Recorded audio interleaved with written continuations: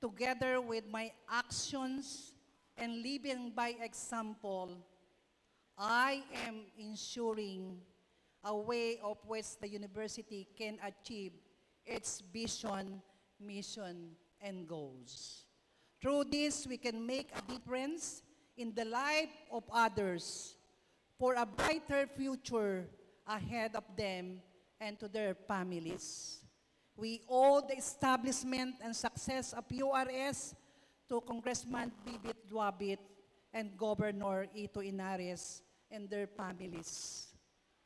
And this is our way of saying thank you and repaying all of their good deeds by maintaining a good reputation and bringing honor in terms of education, community development, and social responsibility as the sole and only university in the province of Rizal.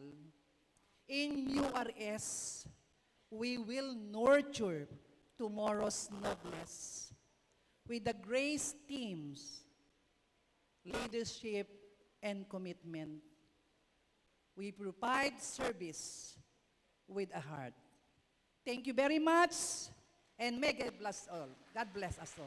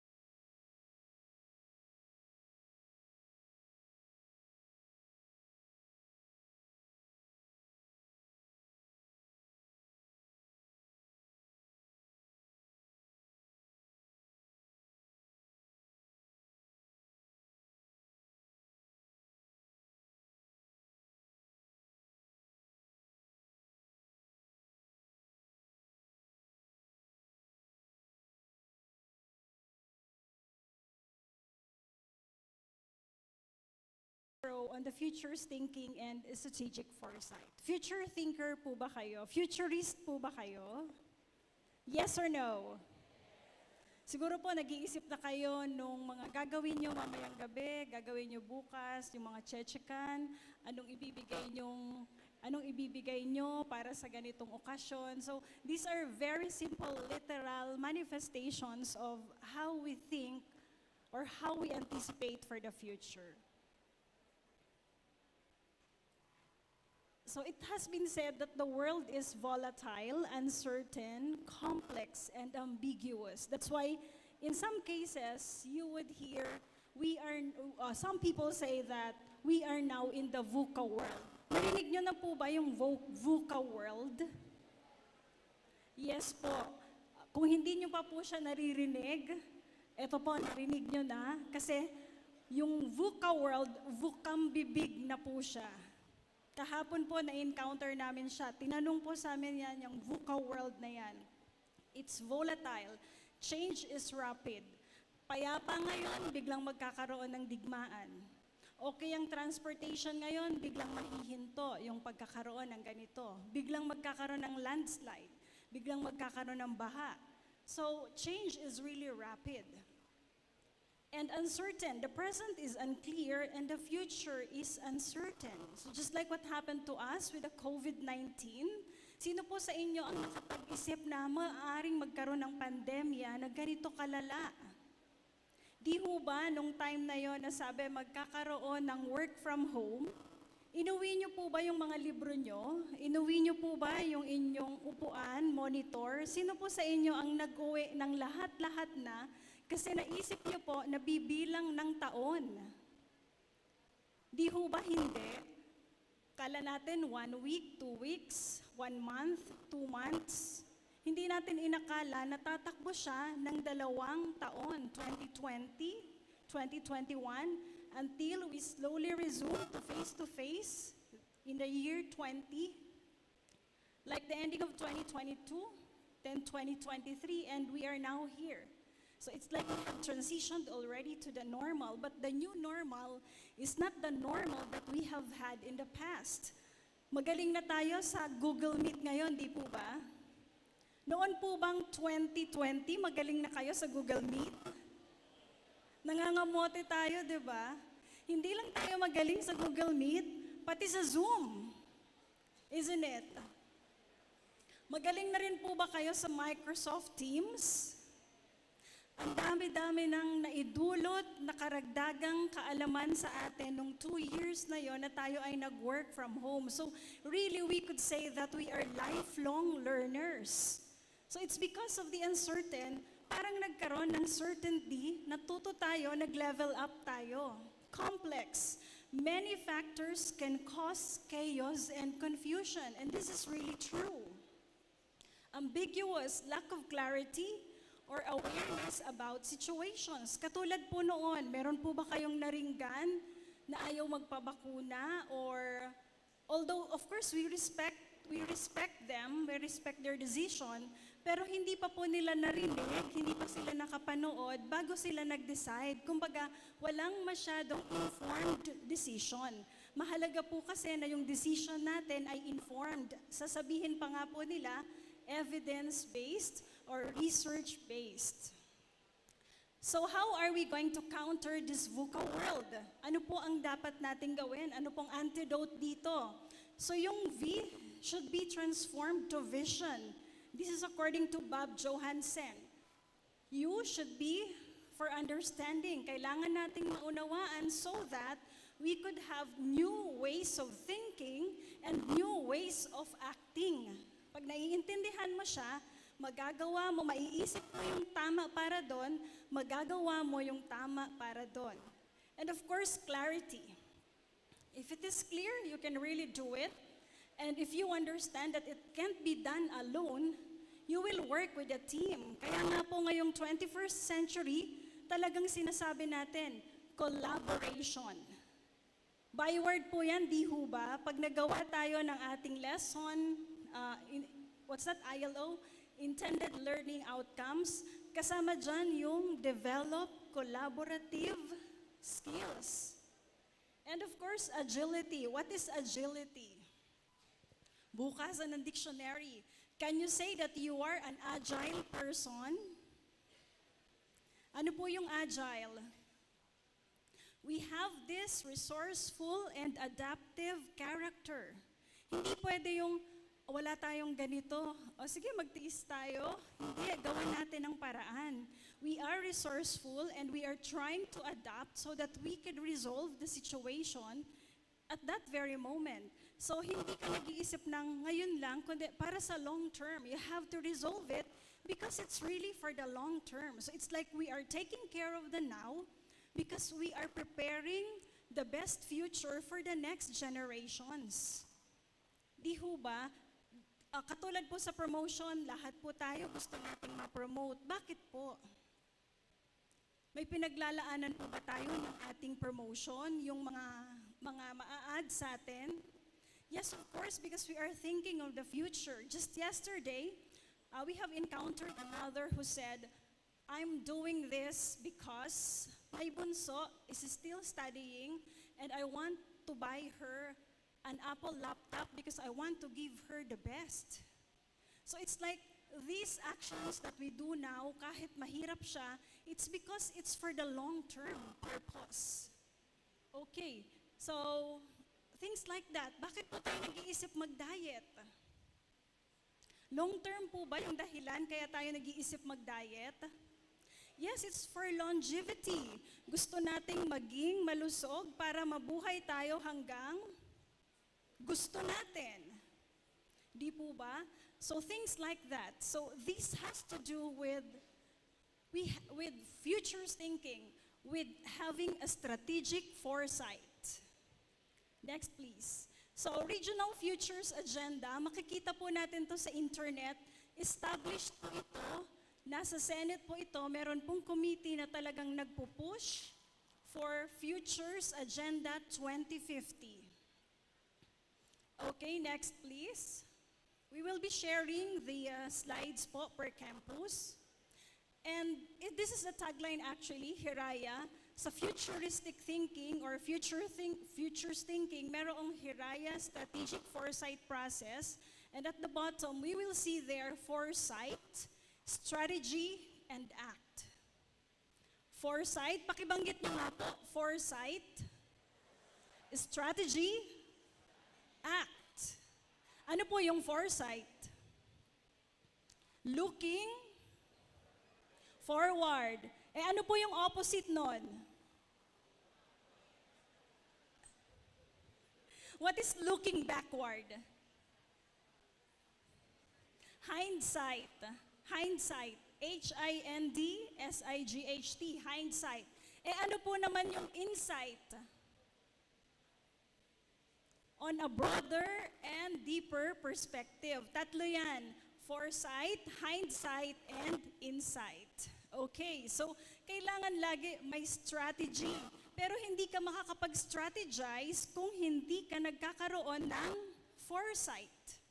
It's like there's an announcement, there will be a typhoon by weekend. Nagfo-foresight ka, anong gagawin mo? Ano pong ginagawa nyo? Nag-Netflix? Ay, may bagyo, mag-Netflix tayo. Ano pong ginagawa nyo? Ako na-experience ko na napraning kami nung magkaroon ng undoy. So, I experienced one time, bumibili ako ng noodles, isang box, kasi takot akong maubusan. Pero hindi naman uubusin lahat-lahat agad yon sa isang bagsak kasi baka magka-UTI naman. But you're thinking, because this happened already, we learn our lessons and we are what? Strategizing already. We are becoming better thinkers and we make informed decisions. We have basis, so we act better. Okay, next please. So Hiraya. Hiraya is an indigenous approach towards a preferred future. Hiraya and why. Nandito po yung mababasa na po natin yan. Lawak. Ito po ang pinupush ng Foresight Framework. Lawak, lalim, layo, tayog, bait. Kailangan may bait. Next slide, please. So why foresight? Because the future is uncertain, the present is moving, and the past is certain. So we have the past, the present, and the future. We don't think of the future, rather we build the future. We don't say, bahala na kung anong dumating bukas. No, we are planning because we are building the future. Kaya kung yung future natin, sabi nga nung sa inattenda namin ito noong December 12 to 15, 2022, in Batangas State University, kung anong nangyari sa kinabukasan mo, dahil yon sa wala kang ginawa sa present mo at na-trap ka probably sa past mo. So, we are not supposed to resist change, rather we have to embrace change. Okay, we engage in foresight and we determine the benefits of foresight so we can do better, we can act better. Next please. So meron pong a strategic foresight framework from the Philippine Futures Thinking Society. Framing, scanning, futuring visioning, napakahalaga po ng visioning, planning, and acting. Even po sa mga klase natin, pagbukas pa lang ng semestre, what do we envision? Ako sa klase ko, kailangan English majors, maging confident sila, hindi agad maging fluent, maging comfortable. At least they become comfortable, confident, and later on fluent. So I'm thinking of an English major who can really apply in different establishments, agencies, or corporations. Dahil meron kang ini-envision na ganon, mag-i-strategize ka because they will really benefit. But without vision, parang yung university natin, kung walang vision, hindi natin masasabi yung community empowerment, hindi natin masasabi yung technical instruction, things like that. Okay, next please. So it said that a sustainable decision-making process based on consensus on a desirable future or vision through the participation of various stakeholders, including government, market, the public, and academics. Sa marami pong brochure na nakita namin dito sa malalaking universities sa Pilipinas at sa Taiwan, thank you po, napayagan kaming makarating sa Taiwan. It's really a very enriching and academic experience. Nakita po namin, ang nilalagay nila, future-proofing. Pino-future-proof nila. Bakit sila nagpa-follow sa bakit nagpa-follow sa RA 11448? That's about transnational education. Because the pressure of global competitiveness is really there. Pag nagpaiwan tayo, hindi tayo nag-internationalization, maiiwanan talaga tayo. And obviously, alam nyo yung PISA results 2022? Alam nyo po ba yung PISA result 2022? Yung mga 15-year-olds or grade 10 na nag-exam? Pangilan po ang Pilipinas? Sa 81 na sumaling bansa, pang 77 ang Philippines. Pero maganda na po yun daw, according to our educators, those who are working in CIMEO, because nag-pandemic pa. At least hindi tayo nasa 81. Pero yung PISA 2018, sa 79, pangilan tayo? Pang 79. Parang pang 79 sa ganito sa English, tapos pang 78 sa math. Things like that. So, we really have to do something. We really have to strategize because we don't want to be left behind. We have to be sustainable and we have to be on a par with the international standards. So there are dynamics of change we could explore. And of course, we embrace change. Core principles: the future is not predetermined, not predictable, can be influenced by choices we make today. You agree that our future can be influenced by choices we make today? Very simple. Choice mong mag-milk tea araw-araw. Where will that lead you to? Sino po ang nagmi-milk tea araw-araw? Alam niyo po ba na napakataas ng glycemic index? Nandito si Doc. Doc, correct niyo po ako. Napakataas ng glycemic index ng mga pearl na favorite natin sa milk tea. Bukod pa po doon yung napakatamis na yung liquid niya. So double jeopardy, triple jeopardy. Ano po yung glycemic index? Yun po yung culprit, kaya tayo nagkakaroon ng diabetes. Hindi po ako doktor ng medisina, pero mababasa po natin yan. So kung nabasa natin yan, na-inform tayo, teka muna, wag araw-araw. Wag araw-araw. Ilang beses, Sir Ryan, dapat kung hindi araw-araw? Ilang beses lang ang milk tea dahil nag-i-strategize ka na? Kada sahod po. Kaso may sahod sa paluwagan. Okay, yun po. May foresight din tayo doon. In line with our health, in line with our career, in line with the education of our children, and everything. And of course, our organization, kanina karirinig lang natin sa ma'am, may plano na siya sa 2025, 2026 at sa mga susunod pang taon. At syempre, dahil meron kang blueprint, meron talagang tukoy na gagawin. Okay po, so next please. Anticipatory Governance Framework, magandang may kopya po kayo nito, kaya isi-share po namin ito sa inyo. Galing po sa Philippine Futures Thinking Society. Next please. So Foresight System, Network System, Feedback System, and Continuity System. So criteria, hindi ko na po iisa-isahin. Nandyan po siya. Next please. Network System, next please. Feedback System.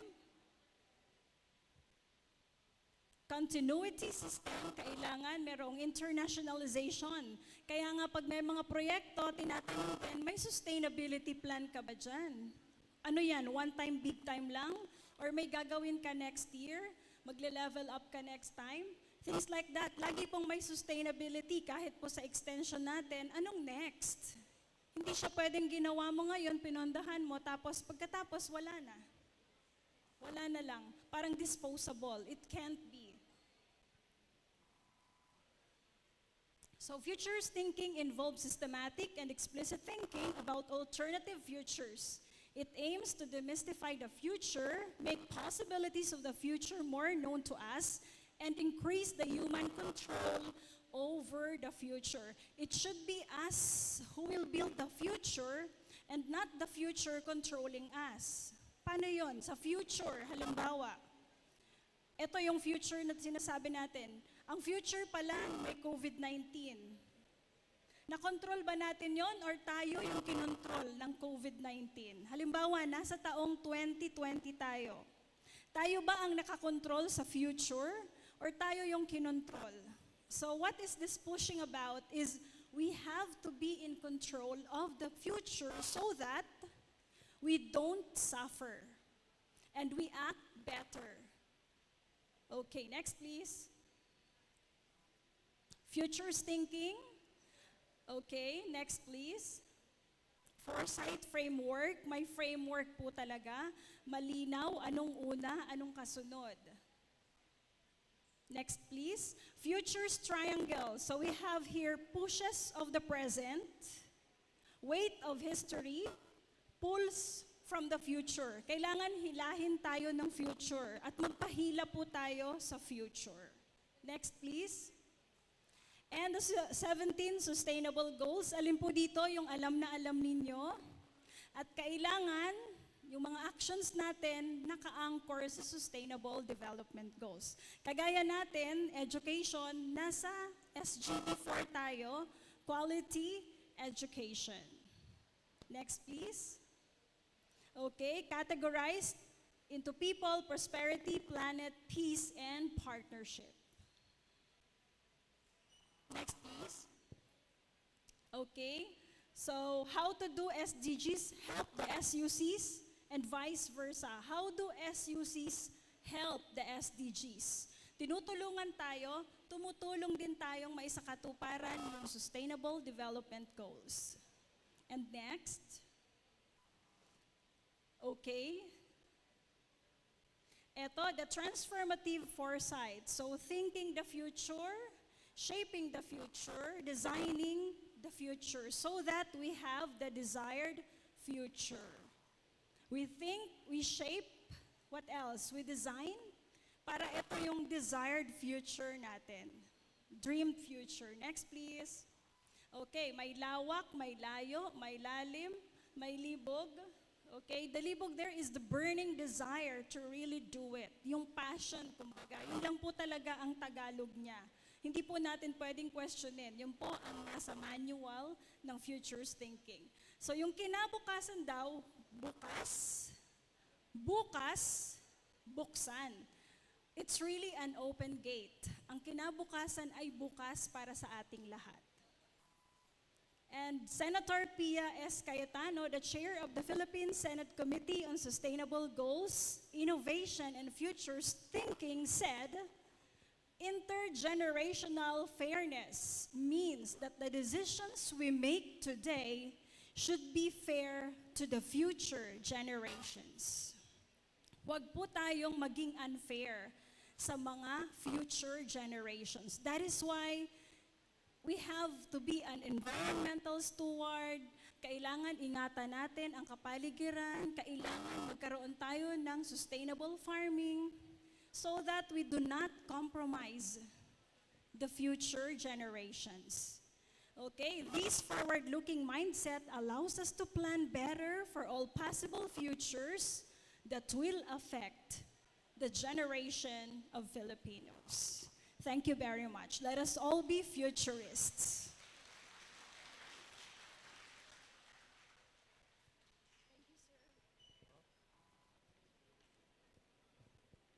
Thank you, ma'am. And now for the closing remarks, may we call on the Vice President for Research Development, Extension and Production, Dr. Marites M. Rio.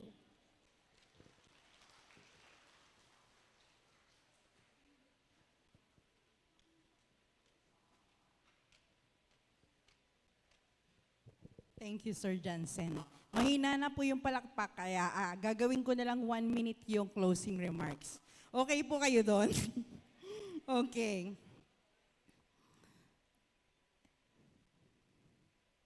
So, isang lahatang pagbati na lang po sa lahat ng naririto. Isang mapagpalang hapon po sa ating lahat. After this, we will quickly have our lunch.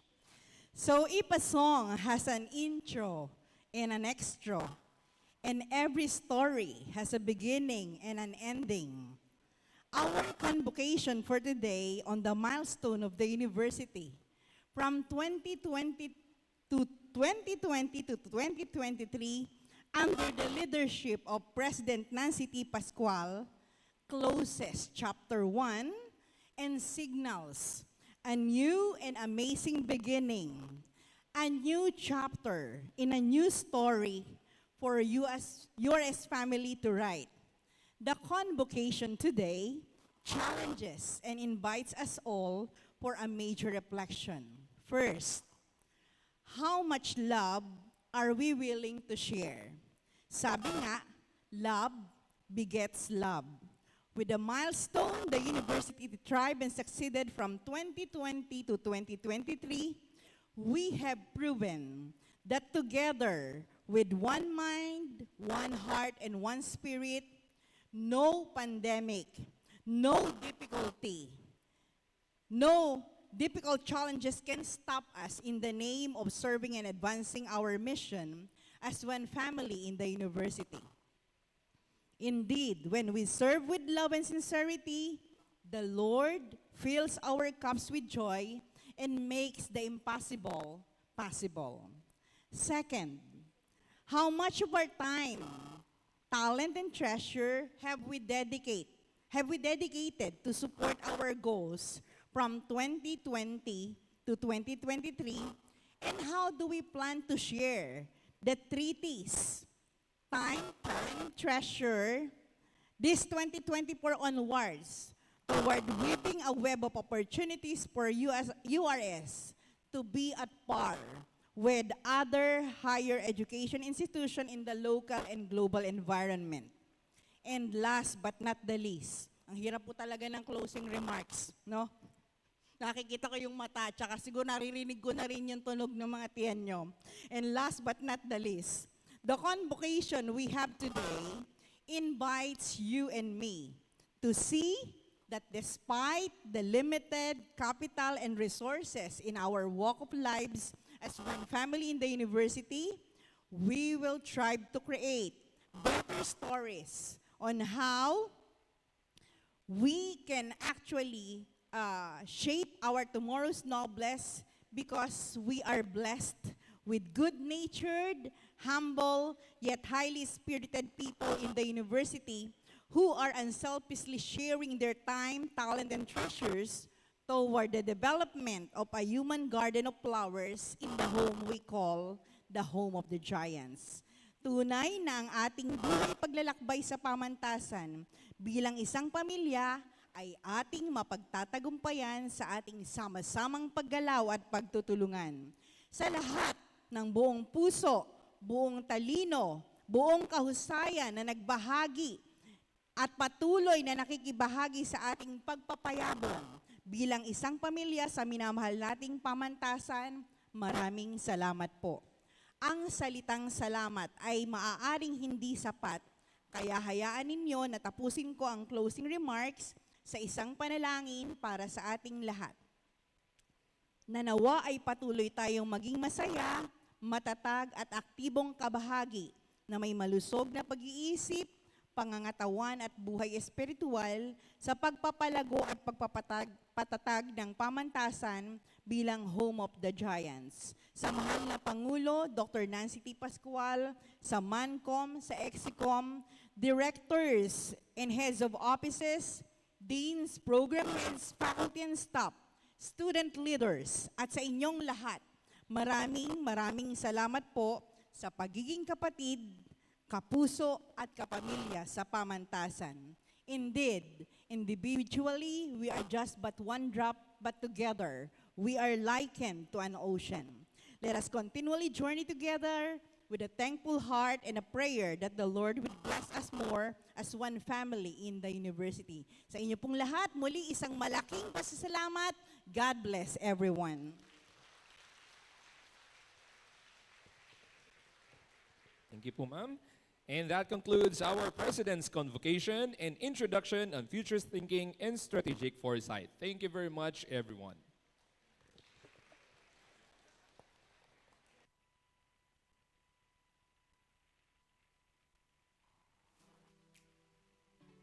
Hello? Wait lang po, may isa lang pong request. Pwede daw po ba tayo magkaroon ng isang group picture? So, dito po yung ating photographer. Diyan lang po kayo. Tayo lang po kayo dyan. Tapos pipicturean lang po tayo.